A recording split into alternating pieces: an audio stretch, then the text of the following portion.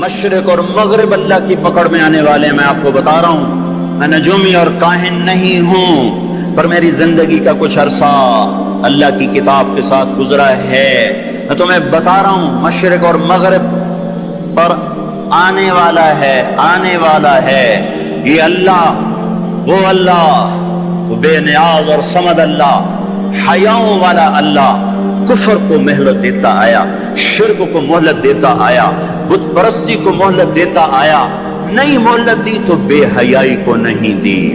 جب قومیں بے حیا ہوئی اور ناچ گانا عزت بن گیا، زنا فیشن بن گیا، عورتیں کپڑوں سے باہر آ گئیں، مرد آوارہ ہو گئے، تو پھر اللہ نے زمین کو ہلایا۔ اللہ نے بے حیاؤں کو مہلت ہمیشہ تھوڑی دی ہے۔ مشرق اور مغرب کے سر سے حیا کی چادر اتر چکی ہے۔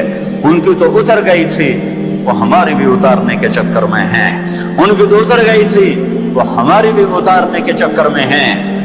اور جس دن اللہ کا نظام چلے گا پھر اسے کوئی روک سکتا ہے؟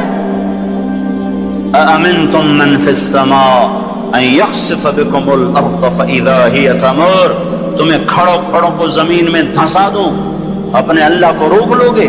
آمنتم من فی السماء ان یرسل علیکم حاصبا فستعلمون کیف نذیر۔ تمہارے اوپر پتھر برسا دوں تو اپنے رب کو روک لوگے؟ وَلَقَدْ كَذَّبَ الَّذِينَ مِن قَبْلِهِمْ فَكَيْفَ كَانَ نَكِيرٌ۔ تم سے پہلوں نے جھٹلایا، تیرے رب نے پکڑ کے دکھایا۔ کچھ تو عبرت کی نظر سے دیکھو۔ مہنجو داڑو چلو بہت دور ہے، ٹیکسلا کیوں نہیں چلے جاتے ہو؟ یہ گندھارا کی تہذیب پہ کیوں نہیں کھڑے ہو کہ تم غور کرتے ہو؟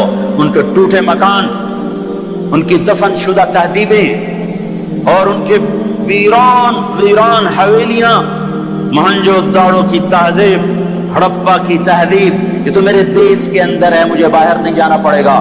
مجھے روم کے کھنڈر دیکھنے کے لیے اٹلی جانے کی ضرورت نہیں ہے، اردن جانے کی، ترکی جانے کی ضرورت نہیں ہے، یہی کھنڈر بتا رہے ہیں۔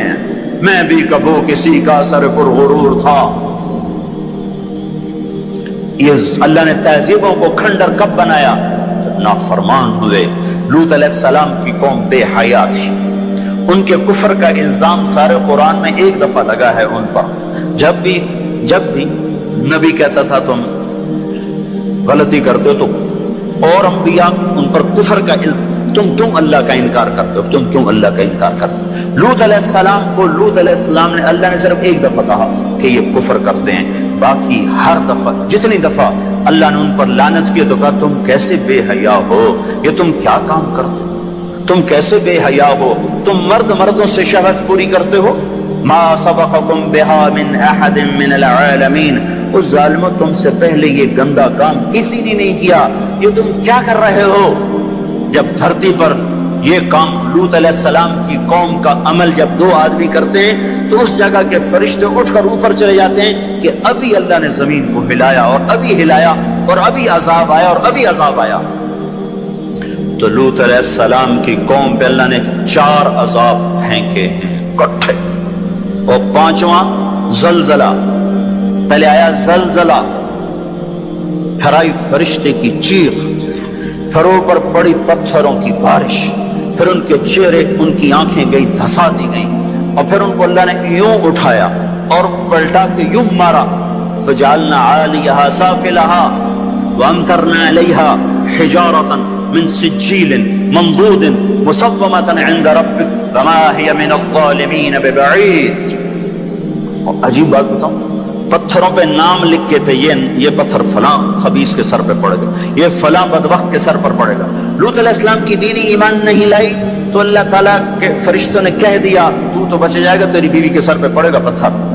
اور لوط علیہ السلام اتنے تنگ آ چکے تھے، فرشتوں نے انہوں نے پوچھا کب عذاب آئے گا؟ لوط علیہ السلام نے پوچھا فَأَسْرِ بِأَهْلِكَ بِقِطْعٍ مِّنَ اللَّيْلِ وَلَا يَلْتَفِتْ مِنكُمْ أَحَدٌ وَامْضُوا حَيْثُ تُؤْمَرُونَ۔ لوط علیہ السلام کہنے کہ عذاب کب آئے گا؟ تو فرشتوں نے کہا ان موعدہم الصبح، ابھی نہیں، ان موعدہم الصبح، جب صبح کا چاندنا ہوگا تو ان پر عذاب آئے گا۔ لوط علیہ السلام اتنے تنگ آ چکے تھے، کہنے لگے نہیں نہیں نہیں نہیں، صبح بڑی دور ہے، ابھی لاؤ ابھی لاؤ۔